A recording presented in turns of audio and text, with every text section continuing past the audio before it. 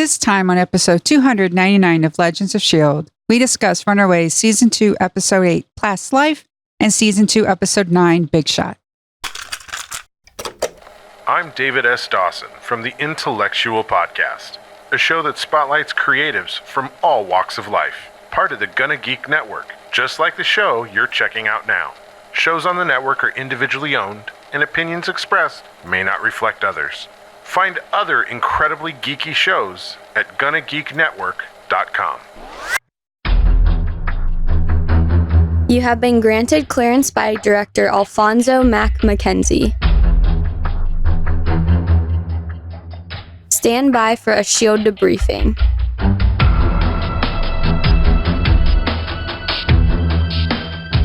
All information to be discussed here is classified and may only be discussed among agents granted clearance by the S.H.I.E.L.D. Director.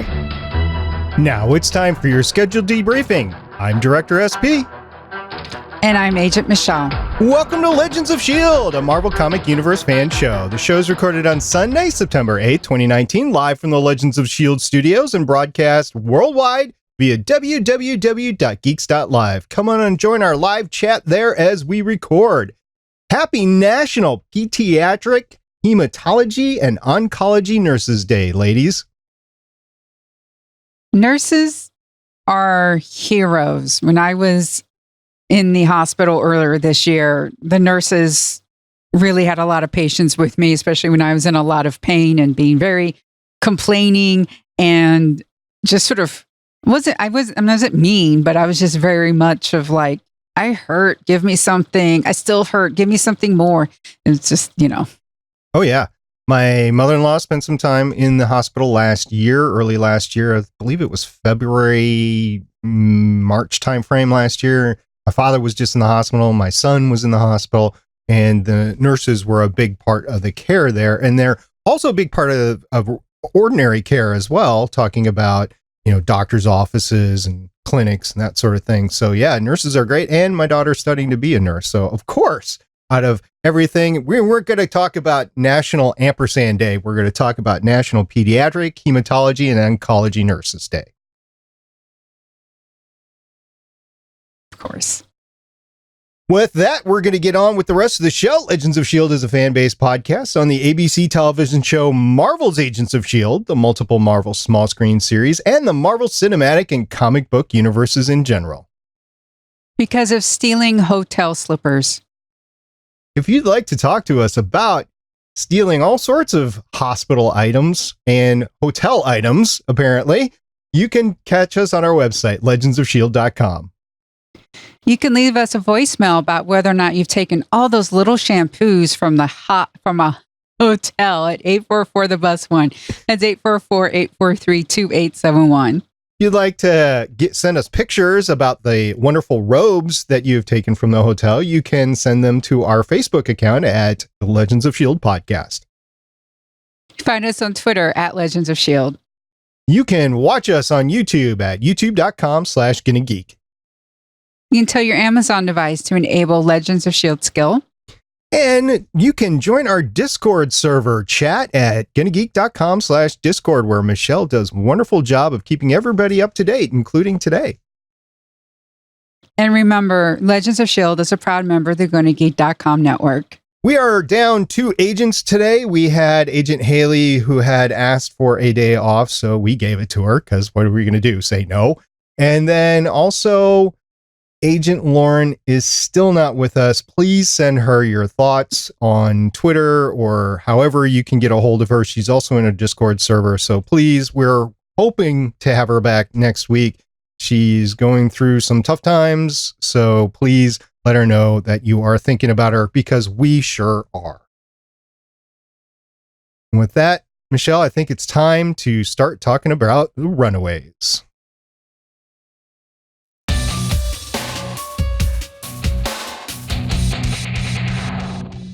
We are talking 2 episodes of The Runaways. That's how we're handling the series to try to get caught up these days with all the Netflix and the Hulu and the ABC family, or whatever it's called, Freeform, I guess, series that are out today. So the first episode is called Past Life. Michelle, what do you got for the creative team behind that? This episode was directed by Anna Mastro, who has 28 directing credits starting in 2008, including 12 episodes of Royal Crush, 6 Guidance, 4 of Jane the Virgin, 1 Shameless, 1 Runaways, 4 episodes of The Boat Type, and 1 In the Dark. This episode was written by Kendall Rogers, has 1 writing credit starting in 2018, and that's 2 episodes of Runaways. Big Shot, which is the second episode that we're covering today, was directed by Wendey Stanzler, who has 65 directing credits starting in 2004. She has episodes directed of Sex and the City, 5 episodes of Desperate Housewives, 5 episodes of 90210, I assume that's the new one, not the old one, 4 episodes of Ugly Betty, 4 episodes of The Vampire Diaries, 5 episodes of Pretty Little Liars, 4 episodes of Parks and Rec, 2 episodes of Sleepy Hollow, 3 episodes of Agents of S.H.I.E.L.D., 8 episodes of Arrow, 1 episode of The Runaways, that would be this one, 2 episodes of The Tick, and 1 episode of Dispatches from Elsewhere. This episode, Big Shot, was written by Kirk A. Moore, who has 4 writing credits starting in 2010, 2 episodes of American Crime, 1 episodes of 13 Reasons Why, and 3 episodes of Runaways. These episodes aired on Hulu December 21st, 2018, or were streamed there, and they were based on what comics, Michelle? Runaways, which is the comic by Brian K. Vaughan and Adrian Alfano. We have these 2 episodes, and I have to say I was impressed about how much happened in these 2 episodes. It seemed to me, at least. Second time through, Michelle, was there a lot going on to you? I'm glad I watched them back to back, because when I watched them one at a time, again, the pace is, slow, but it's it's picking up. It's finally some pieces are finally falling into place. Okay, that's fair. And I did find myself in both episodes at the 15-minute mark, scrolling down to see how much time had gone by. And I was like, only 15 minutes. But that could have just been because I was pressed for time. So I'm glad we had this talk, that it was slow to you too. Okay. So we're going to talk about everything that happened, and let's start with something that happened in the first episode, where there's something going on with Old Lace. What's going on with Old Lace, Michelle? Well, Old Lace and Gert are sick, and because they're linked, they're trying to figure out, is Old Lace sick and it's impacting Gert, or is Gert sick and that's impacting Old Lace? That's a great question, because it could be that Gert is off her meds again after her stint in the hospital, although I thought she got some meds to take with her. And it could be whatever Old Lace was shot with the drone, because Old Lace was out and about and some drone found Old Lace and then injected her. And that might get into what is going on with Tina and Stacy, which is largely brought out in the second episode, but I think we need to talk about it because I think it might have impacted Old Lace. So what's going on with Tina and Stacy? Tina and Stacy is not related to Gert and Old Lace. Okay, because I thought they might be doing something behind the scenes. So, okay, my inference is that they have been inhabited by a couple of those lights that we saw from the ship. So that's my inference of what's going on, because they obviously weren't themselves. Stacy didn't wear glasses and Tina was eating cake. They are obviously not themselves. Correct. But, okay, so ding, ding, ding for you. Yay! With Tina and Stacy, but that's not what's happening with Gert and Old Lace. Okay.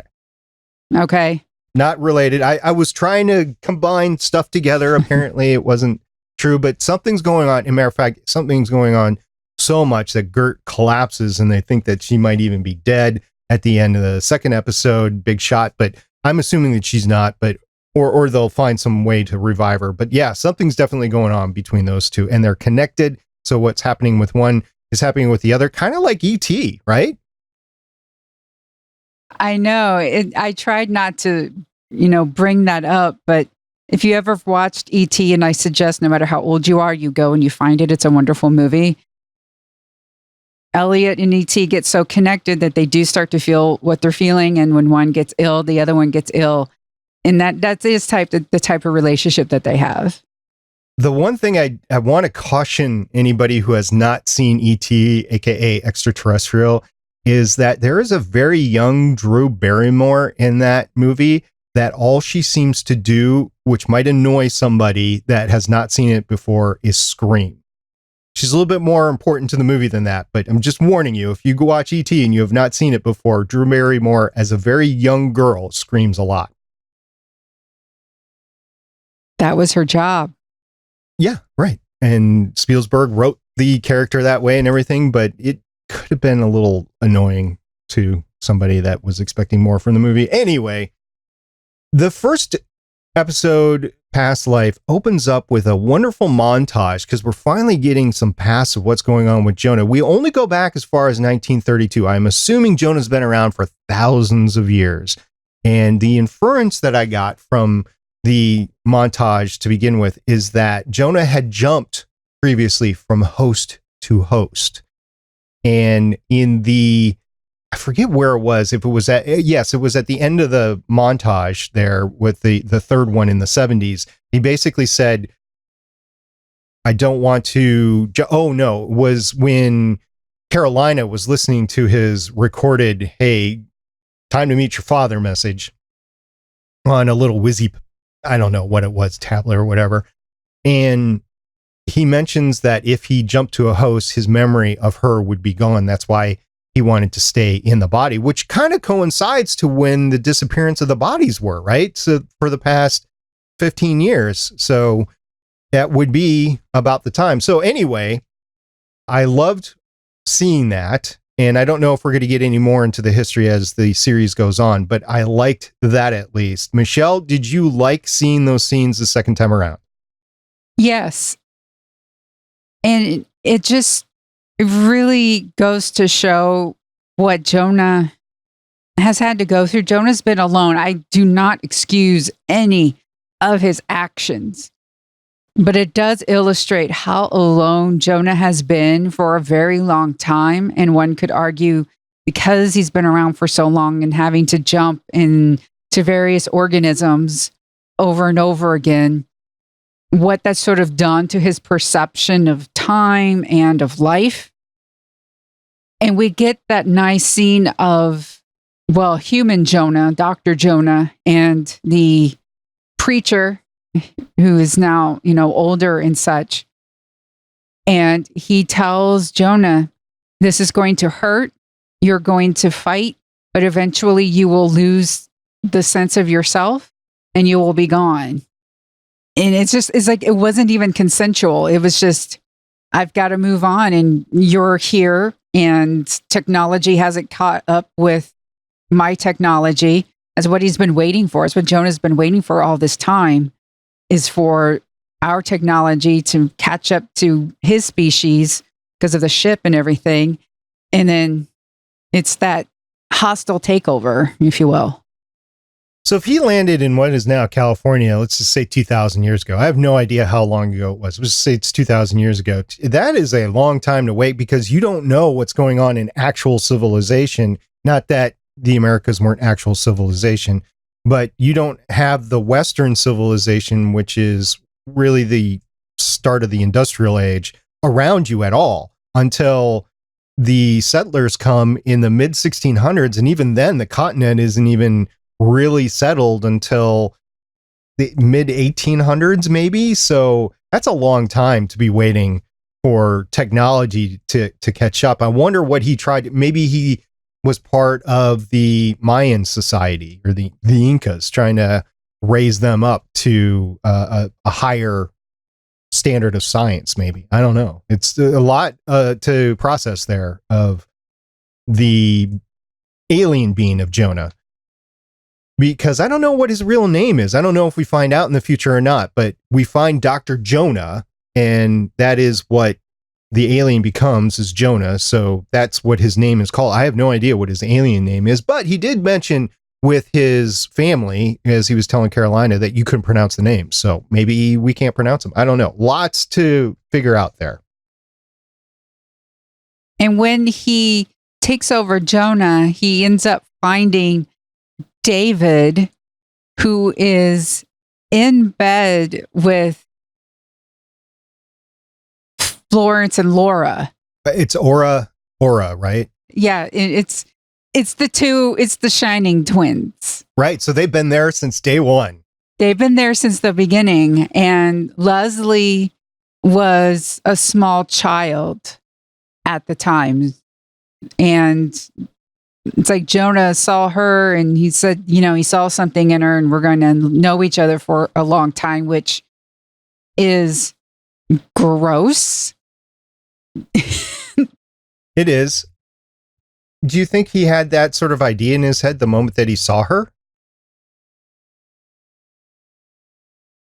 I think so, because you learn something else I think it's I can't remember which episode it is, but it's not too much of a spoiler. There's a photograph. I don't think we found it yet. There's a photograph of Jonah and Leslie. And then Leslie is young. And we actually saw that episode where, her father died and Leslie's at the church. She was groomed. That's what the official term is. It's called grooming. And she was groomed since she was a child to completely believe in Jonah, completely give herself over to Jonah. And we get Carolina and all that and pride and such. So. And Leslie finally thinks that she is free, that it's all a bunch of crap, really, because it's based on Jonah and his alien being. I mean, it's cool that there's aliens out there and Pride even talks about it, but Leslie's finally like, we're free, we're shutting the church down, we can move on with life. And Frank's like, what are you talking about? First of all, Frank is all over the church. And second of all, Frank has this little problem that he's killed somebody. Frank impressed me this episode. He took things to another level I didn't think he was capable of. He finally found, as he said, I finally found my voice. I finally have a purpose. I have the role of a lifetime. The church is established. I don't care if you built it or whatever. It's now mine. I'm going to take it. You're going to help me fix this. And he actually convinces Leslie to use Detective Flores one last time, which that plays into something later on. And then he gets what we call the Shining twins he convinces them that Leslie's the guilty party, killed somebody innocent, and she's a threat to the church, which we have 4 episodes left. That becomes a big little mini arc in the last 4 episodes. I don't think that Aura and Francis know that Jonah's dead now. I think they think that he's just gone on a European tour again via Leslie. I think they're bought into that. Of course they are. They've been there since the beginning. They not only drink the Kool-Aid, they make it, they bottle it, and then they give you a thing of Kool-Aid and a gun. Like, that's what they do. Apparently, yeah. Wow. And I would have to say that they were hippies in the 70s. And for hippies to get to that point, it's not unheard of, but it's definitely a transformation. So anyway, they think that Jonah's coming back, so they're trying to save the church at all costs, and they're not going to question Frank at all, although they probably should.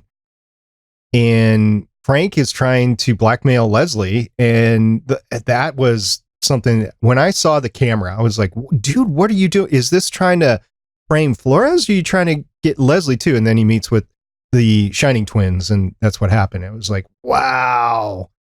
Anyway, I'm sure we'll see more of that in the future.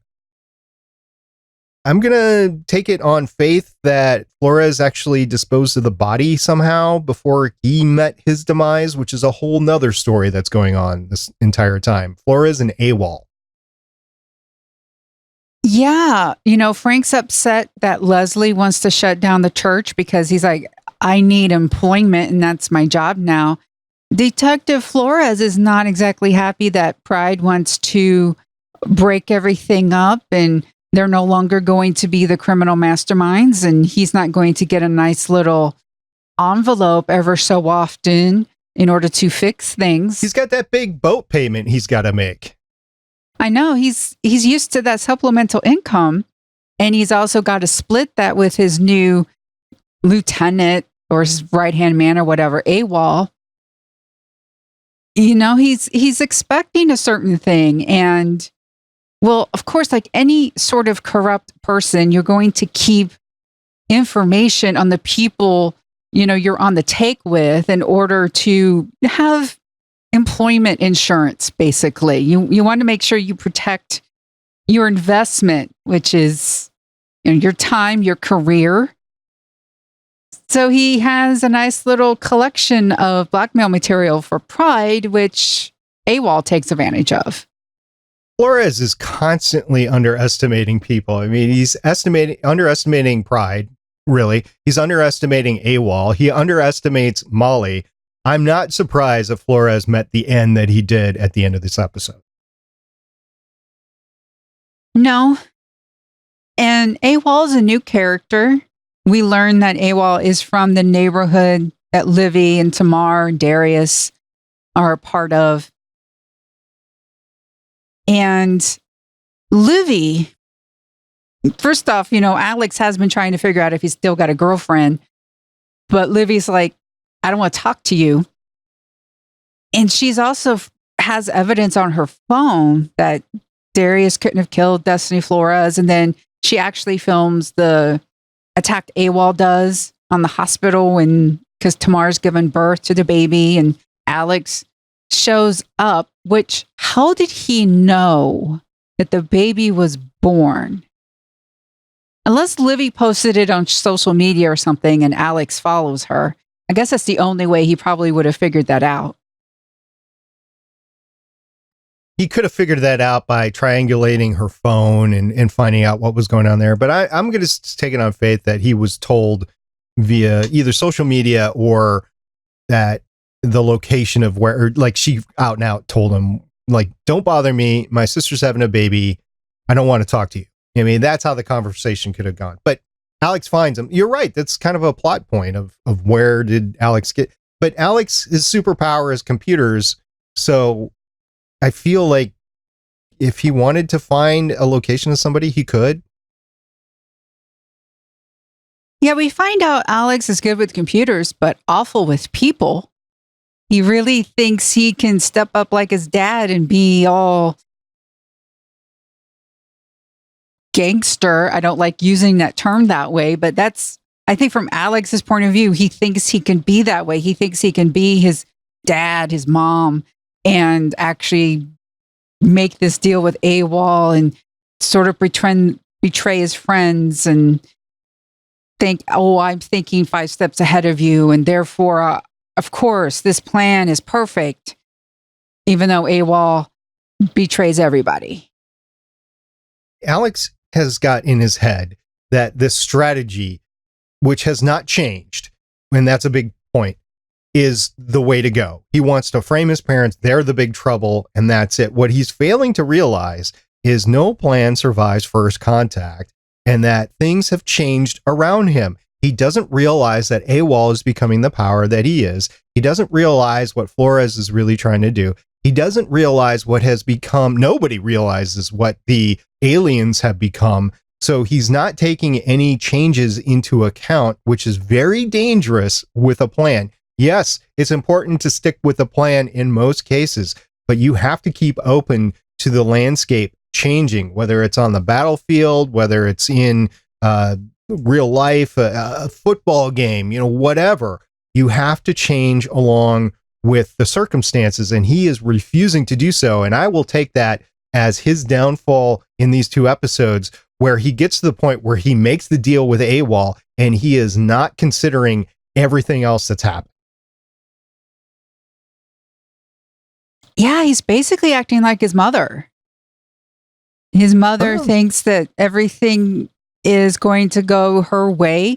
She thinks Darius is an obvious person to frame for Destiny's death. She doesn't even think about Darius could have an alibi, which he does.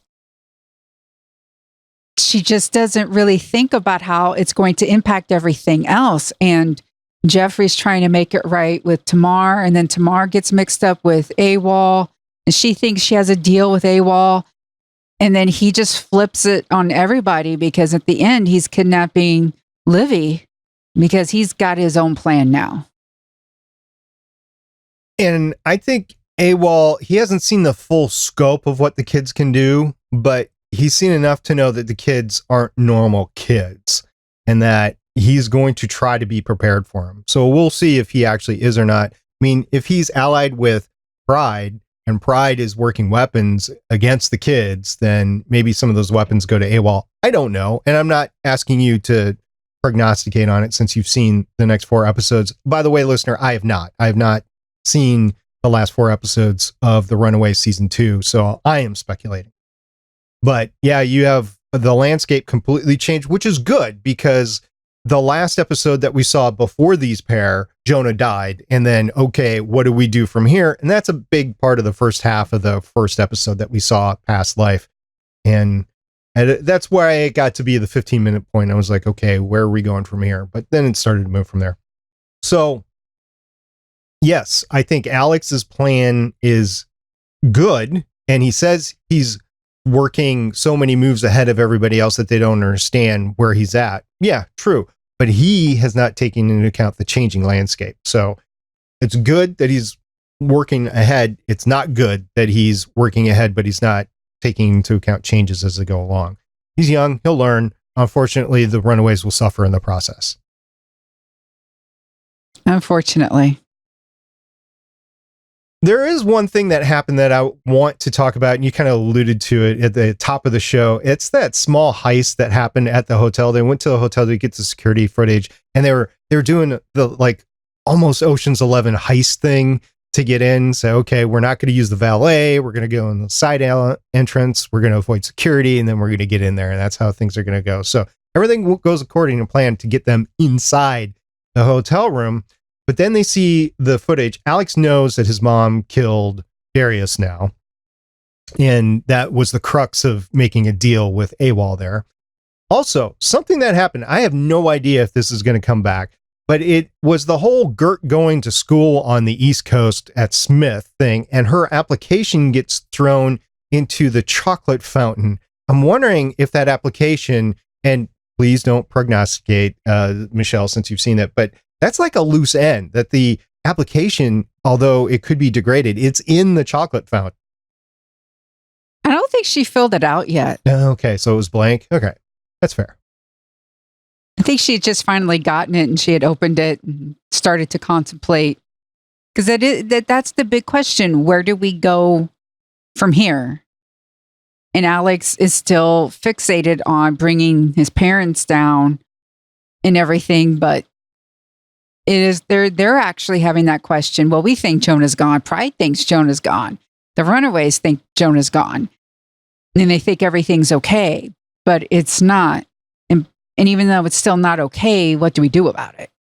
Chase and Gert's argument in front of the concierge, for lack of a better term, was great.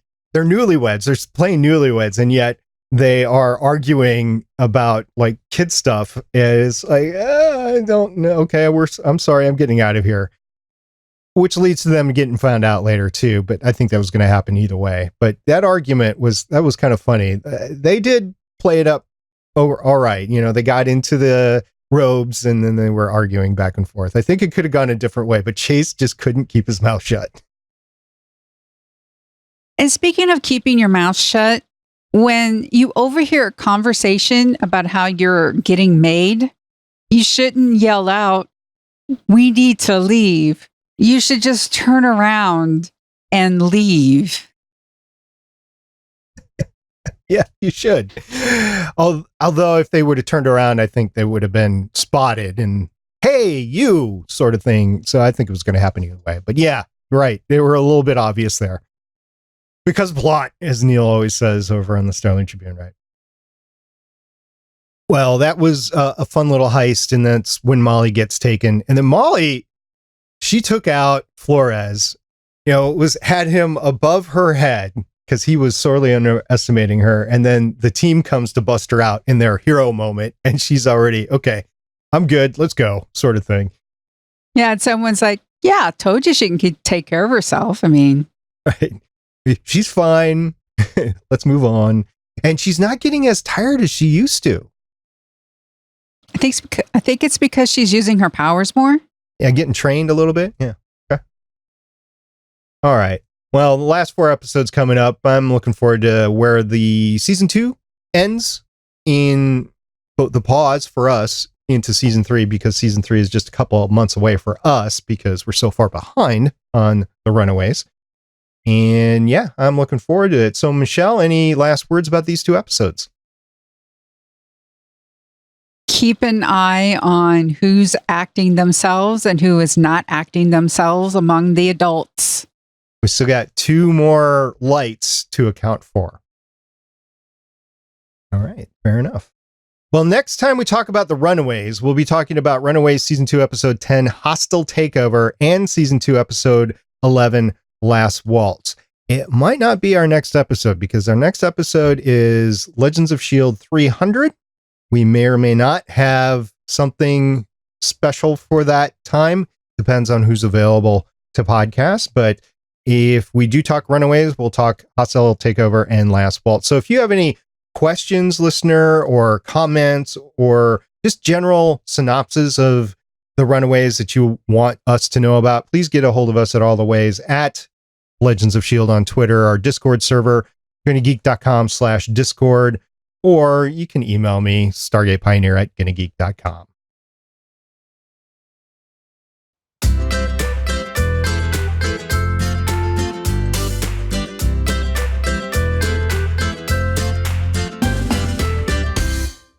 Runaways has been fun, Michelle, but we have to say adieu for the week. Yes, we do. We'd like to thank everybody who listens and interacts with us. We appreciate it. And once again, if you think about it, send Lauren a little, hey, how you doing? Text or email or tweet at Sithwitch is her Twitter handle, and she would really appreciate hearing from you. But until next time, I am Director SP. And I am Agent Michelle. And we will see you next time. Bye. Bye.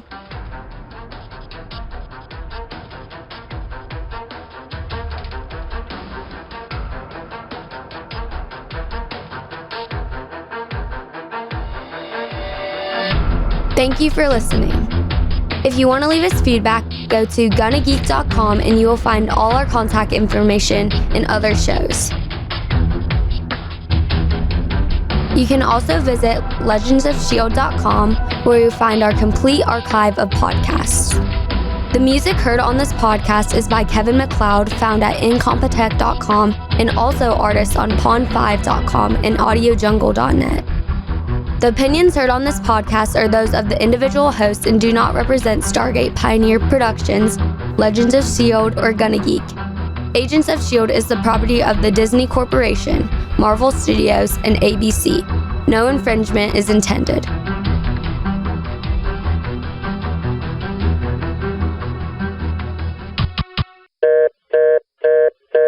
Legends of S.H.I.E.L.D. is copyright 2013 through 2019.